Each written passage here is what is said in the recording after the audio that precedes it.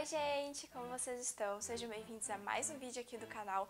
E no vídeo de hoje a gente vai falar sobre um personagem que é mega importante para as histórias, mas que não são os protagonistas, mas sim os vilões.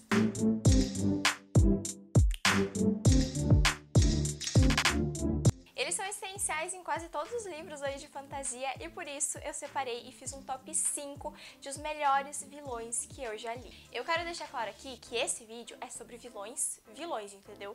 Aqueles seres ruins mesmo, entendeu? A ruindade em pessoa, tá? Vai ser assim, ó, um top do menos pior pro pior de todos, assim, incrível, tá? Não vai ser, ai, o vilão bonzinho, ai, o antagonista que do nada se apaixona pelo protagonista, nada. Não, gente, é vilão ruim mesmo, entendeu? É só gente ruim que vai ter aqui, tá? Então, eu separei realmente 5 livros, porque eu acho que um vilão bem construído pode mudar uma história inteira. Então, não vai rolar muito, vamos começar, que eu acho que vocês também estão curiosos aqui. E comenta aqui embaixo qual que é o seu vilão favorito, aquele vilão que você ama odiar, porque esses aqui eu amo odiar eles, gente, de verdade. Então, é isso, deixa o like, se inscreve aqui se você ainda não é inscrito, ativa as notificações, tem vídeo novo aqui no canal todo sábado, e é isso, bora lá. E assim, em quinto lugar, eu tinha que colocar ele. Eu acho que talvez ele seja 50%, 50%, tipo, nem todo mundo conhece ele, mas quem conhece vai entender porque ele tá nessa lista, que é, gente, o Conde Olaf de Desventuras em Série. Eu tinha que colocar ele nessa lista porque ele é simplesmente um dos seres humanos mais desprezíveis possíveis que eu já tive o desprazer de ler e conhecer, sabe? Eu ainda não terminei de ler as Desventuras em Série, eu tô no 5º livro, porém eu assisti a série da TV e tudo mais, né, da Netflix no caso, as 3 temporadas e nos 5 livros que eu já li, já dá pra realmente ter uma noção de que, meu Deus, ele é tipo uma das piores pessoas, um dos piores seres humanos que já pisaram na Terra. Desventuras em Série não é necessariamente uma fantasia, se eu não me engano, ele se encaixa no tema, no gênero de aventura ou ficção infanto-juvenil, porque a gente não tem elementos mágicos e essas coisas. E eu acho que isso é um ponto mega importante, porque o Conde Olaf, ele consegue ser um dos piores vilões que eu já conheci, sendo só um humano, gente. Ele não tem poder nenhum, ele não tem, tipo, absolutamente nada, ele não viveu séculos, ele não acumulou ruindade. Ele simplesmente é uma pessoa que é interesseira, cruel e ruim mesmo, entendeu? Ele é só isso, mas ele é um vilão que é só um ser humano. Eu, pelo menos, acho que é isso que um vilão deve entregar, entendeu? Ruindade mesmo. A gente não vê, assim, nada de, o passado sombrio, uma justificativa para as atitudes do Conde Olaf e tudo mais. Ele realmente é só ruim mesmo, ele só é ganancioso ali, ele só quer o dinheiro, e é isso, e ele vai passar por cima de todo mundo que for preciso para conseguir. Então, eu tinha que colocar ele nessa lista, porém, ele tá em 5º lugar, apesar de ser um vilão muito bom, porque ele é um vilão burro. Gente, eu vi até inclusive um post lá no Twitter falando sobre isso. O Lemony Snicket, que na verdade é um pseudônimo, né, do autor real de Desventuras em Série, ele usou esse pseudônimo para conseguir procurar em fóruns e no Reddit, essas coisas, como que ele poderia escrever seres humanos adultos burros. É tipo literalmente isso, tá? Adultos burros. E ele conseguiu muito bem, porque, meu Deus, literalmente eu acho que não tem um adulto nessa história, nessa saga inteira que se salve. Todos eles são tapados de alguma forma. Até aqueles que deveriam ser super inteligentes, que são do bem e tudo mais, eles ainda têm umas atitudes tão estúpidas, umas coisas assim que você fica, meu Deus, sabe? Só o fato do Conde Olaf usar uns disfarces ridículos e ninguém ao redor além das crianças perceber, você já começa a entender assim o nível de burrice que tem nesses livros. Mas eu acho isso muito legal, porque conseguiu focar 100% nas crianças mesmo, sabe? Então, os Baudelaires ficavam, meu Deus, como vocês não estão vendo isso? Como vocês não estão vendo o que a gente tá passando? Então, é muito legal, a construção toda do universo é ótima, e eu realmente coloco só o Conde Olaf em 5º lugar, porque se as pessoas desse universo não fossem tão tapadas, eu tenho certeza que, tipo, não teria 13 livros. Aqui nesse primeiro, que é um mau começo, ele já teria sido preso, já teria sido resolvido todos os problemas. Mas como as pessoas dessa saga, elas são tão assim, meu Deus, cegas, elas não enxergam o que tá na frente delas, ele acabou se enrolando em 13 livros, entendeu? Até que finalmente conseguissem derrotar esse vilão. Mas assim, é aquela história, né? Ele é incompetente, ele é um vilão cruel, mas ele é bem assim, lerdo, os planos dele é tipo umas coisas muito bobas, e ele só chegou onde chegou porque os outros personagens do livro realmente assim são Meu Deus, viu, gente? Lemony, você fez um ótimo trabalho escrevendo Adultos Burros. Em quarto lugar, eu queria muito colocar nessa lista um dos vilões do Riordan Verso, do Rick Riordan. E eu pensei muito, gente, eu penei pra descobrir qual vilão eu colocaria nessa lista, porque na minha opinião, alguns dos vilões dos livros dele também são, assim como o Conde Olaf, meio... sabe, eles só conseguiram chegar onde eles chegaram porque as pessoas ao redor não se tocavam, estavam meio sem noção no momento.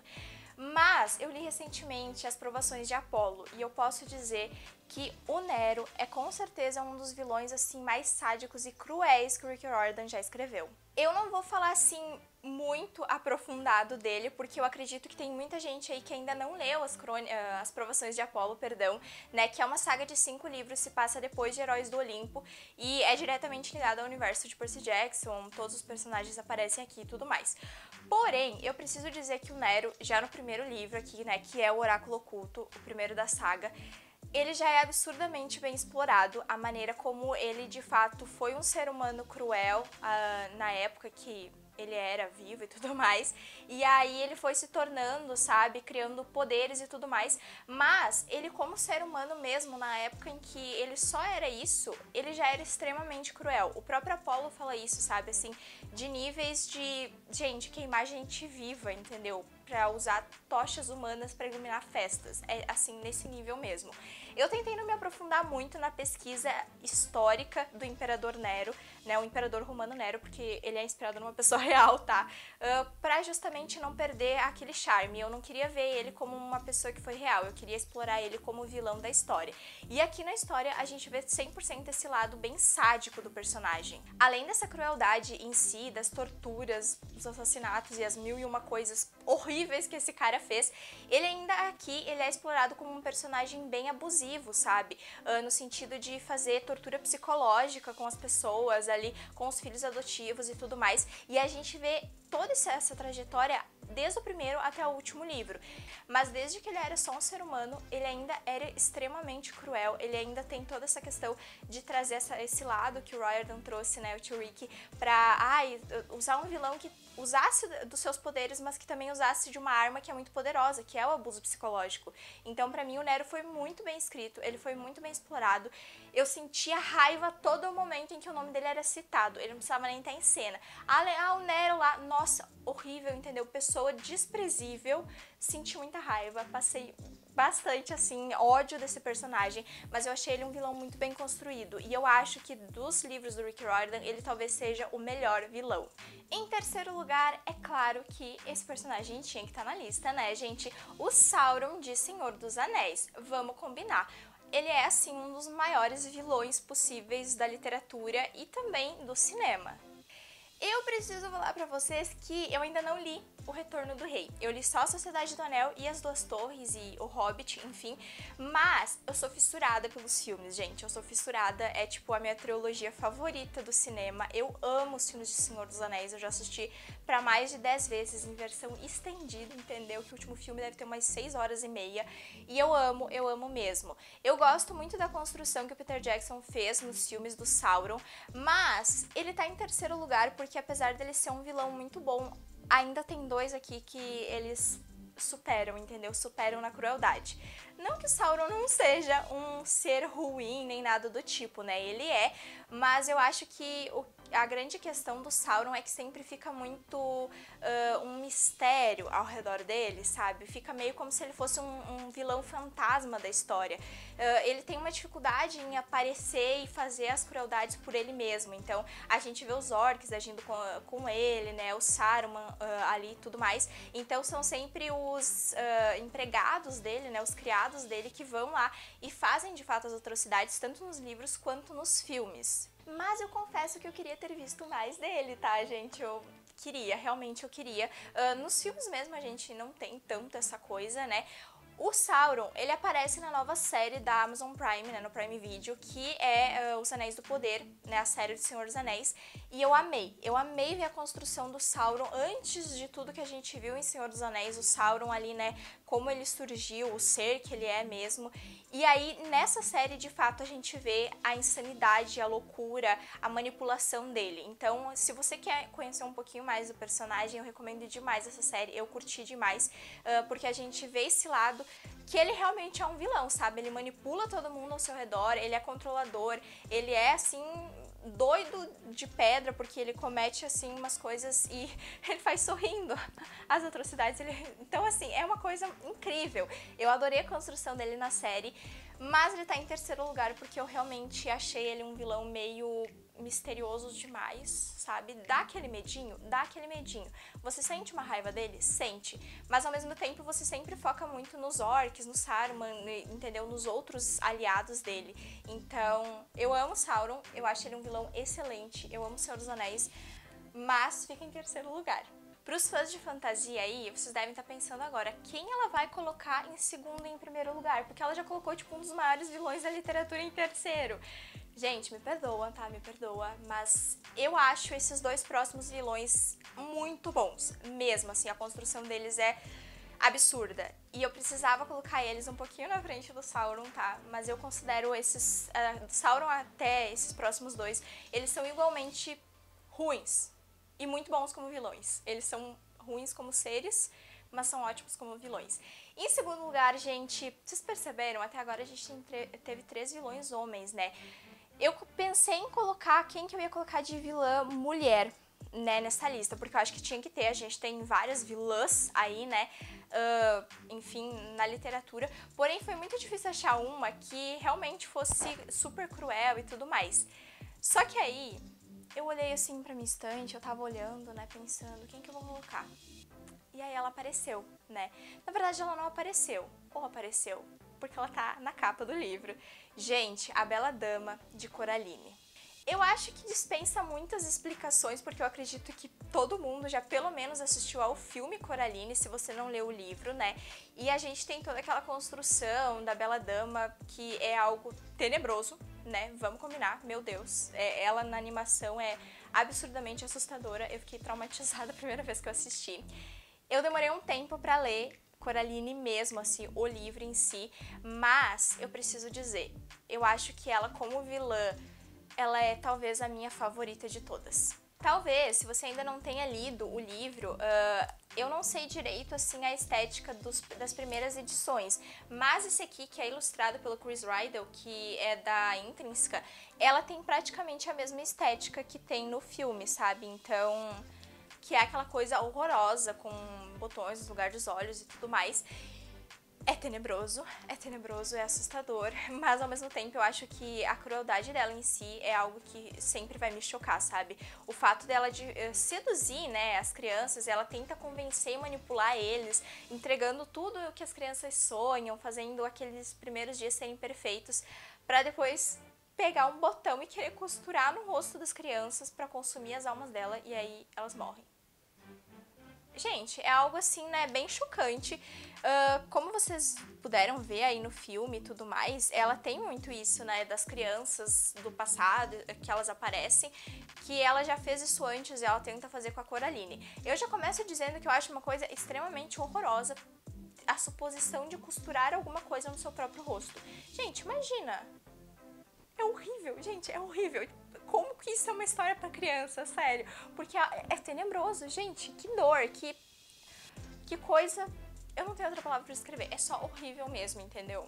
Então, com certeza, eu tinha que colocar a Bela Dama, gente, nessa lista, porque ela traumatizou a minha infância no filme. Eu, quando li o livro, foi mais tranquilinho, mas eu acho o livro mais pesado, inclusive, do que o filme, tá? Ele tem algumas passagens que é assustador. Mas a Bela Dama é, de longe, eu acho que é a minha vilã favorita, porque ela é muito bem construída e ela tem todas as características que você espera ver em um vilão. Rufem os tambores, gente, para o meu top 1 de melhor vilão, o meu vilão favorito e o vilão que eu acho mais bem construído. Lembrando que dos livros que eu li, tá, gente? Porque, né, tem aí alguns que eu não li, eu sei que vocês vão falar aí nos comentários, mas é porque se eu não li eu não posso opinar, né? E eu sei, gente, que esse top 1 vai dar muita confusão, porque eu sei, vai ter gente aqui falando, meu Deus, como que você colocou esse vilão acima do Sauron? Mas é que pra mim, no decorrer de todo o universo que essa autora criou e de todos os livros, ele foi muito bem construído. Isso eu acho que não tem como negar, sabe? Ele é um personagem muito profundo, muito complexo. E eu gosto dele como vilão, eu acho que ele fez um papel muito importante, que é, gente, o Darkling da coleção, né, do Grishaverso completo. Por favor, gente, não me cancela, tá? Mas o Darkling é, de longe, um dos vilões mais bem construídos que eu já li nos universos de fantasia. A autora conseguiu explorar ele em todos os livros, sabe? Assim, desde Sombriossos, a Six of Crows, a duologia, até King of Scars. E mais recentemente ela também lançou, que eu peguei aqui pra vocês, O Demônio da Floresta, que é o livro do Darkling em si, né? No caso, esse aqui é uma HQ, tá? Então, que vai contar uma história, é um conto, né, do passado do Darkling, antes dele se tornar quem ele é. Mas eu achei que não romantiza de forma alguma, tá? Ele tem várias atitudes aqui bem suspeitas, a criação dele também foi bem suspeita, então é um livro mais assim pra você de fato conhecer, né? Como que surgiu toda aquela ideia dele criar todo o regimento ali, né, dos Grishas, o Segundo Exército e tudo mais. Então eu acho bem legal pra quem quer conhecer um pouco mais do vilão. Mas o Darkling em si, gente, eu acho ele bem construído, sabe? Eu sei que vai ter gente que vai discordar de mim, porque muitas pessoas não gostam da trilogia de Sombriossos, mas eu acho que iremos concordar que ele é um vilão muito bom. Ele entrega basicamente assim tudo que a gente quer ver num bom vilão de fantasia, ainda mais num livro recente, né? Porque, por exemplo, gente, o Sauron é um livro clássico, entendeu? É o clássico da literatura, o Tolkien é pai da fantasia, e eu acho que talvez os autores atuais tenham até um pouco de dificuldade em desenvolver um vilão que seja tão bom quanto o Sauron. E eu acho que a Leigh Bardugo, eu nunca sei como pronunciar o nome dela, mas ela conseguiu fazer isso muito bem com o Darkling. Ele entrega pra gente o que pelo menos eu espero como vilão, que é uma estética muito boa. Eu adoro a estética do Darkling. Ele entrega manipulação, entendeu? Uma tortura psicológica ali de leve, né, entendeu? Um abuso psicológico. Ele entrega violência, tortura no mais auge possível que você imaginar ali. Então tem homicídio, tem tortura, tem... Meu Deus. Ele assim, como é que eu posso dizer pra vocês? Ele zerou o Código Penal, tá? É basicamente isso. Esse querido, ele conseguiu cometer todos os crimes possíveis que você imaginar. Então, pra mim, ele realmente é um bom vilão, sabe? Eu acho que, inclusive, a Sombriossos eu consegui terminar, porque eu também confesso que eu acho a Lina um pouquinho chata, mas eu gosto muito do universo que a autora construiu, né, do Grishaverso em si, mas eu acho que uma das coisas que salva essa primeira trilogia é justamente esse vilão, porque a todo momento eu torcia pra que ele aparecesse, desse algum indício e tudo mais, sabe? E assim, na primeira parte, que tem toda aquela manipulação, que ele tenta convencer a Lina a ir pro lado dele, sabe? Que ele tenta meio que seduzir ela pra fazer o que ele quer, é realmente absurdo, sabe? E a gente vê o poder que ele tem nisso, então realmente respeito muito, entendeu? Respeito muito a construção do Darkling, porque toda assim, a situação dos Grishas em si, que ele propõe a criar, eu concordava. E quando eu parei pra pensar, meu Deus, eu concordo com isso, esse vilão me manipulou também, entende? Eu caí como um patinho na história dele, porque ele é um vilão, ele é extremamente cruel, ele é assim, comete atrocidades, ele é sádico, ele tortura as pessoas, gente, homicídio, entendeu? Abuso psicológico, manipulação, ele faz coisas horríveis e ao mesmo tempo, mesmo que esteja assim, ó, por uma linha, você chegar ao ponto de, ah não, mas ele tem um ponto, sabe? É algo assustador? É bem assustador. Então eu acho que ela mandou muito bem na construção desse personagem de verdade. Diferente de algumas pessoas, eu acho que não romantiza de forma alguma o Darkling. Talvez a Netflix tenha pecado em colocar o Ben Barnes como ele, porque ele é muito bonito, gente. Eu amo o Ben Barnes e aí a Netflix foi lá e colocou ele, tipo, como um dos vilões mais cruéis que eu já li. Mas, de qualquer maneira, eu acho que isso trabalha muito bem, sabe? Porque o Darkling, ele é descrito como uma pessoa muito bonita e é algo que justamente ele usa pra manipular as pessoas ao seu redor, né? É a aparência. Então, pô, o cara, ele é inteligente ao mesmo tempo que ele é cruel pra caramba. E eu acho a construção do personagem dele em todo o Grishaverso muito bem feita. E esse foi o vídeo de hoje, gente. Eu espero muito que vocês tenham gostado. Por favor, Não me critique por ter colocado Darkly em primeiro lugar, tá? Eu realmente acho que a construção dele como vilão é muito boa. Mas, deixa aqui embaixo os seus vilões favoritos dos livros e tudo mais. Eu quero muito saber. Eu acho que se eu fosse até fazer um top de vilões favoritos do cinema, seria totalmente diferente. Porque, gente, o cinema tem vilões maravilhosos. Mas nos livros, eu vejo que tá ficando meio difícil, sabe? Os autores escreverem vilões que são realmente só ruim, sabe? Que não tem, porque tem um passado sombrio e por isso eu vou passar pano. Não, gente, eu quero vilões ruins mesmo. Eu quero que vocês me mostrem o que há de pior na humanidade nesse personagem. E eu sinto um pouquinho de falta disso, tanto que a maioria desses livros aqui, eles não são recentes, sabe? Não são lançamentos bem atuais. Então, sinto um pouquinho de falta aí, viu, autores? Escrevam mais vilões cruéis mesmo, sabe? Porque o top de melhores vilões não é, o vilão que eu mais gosto, porque esse vilão, ele mudou, ele sabe, no final do livro ele se tornou uma pessoa boa. Não, gente, eu quero vilões, entendeu?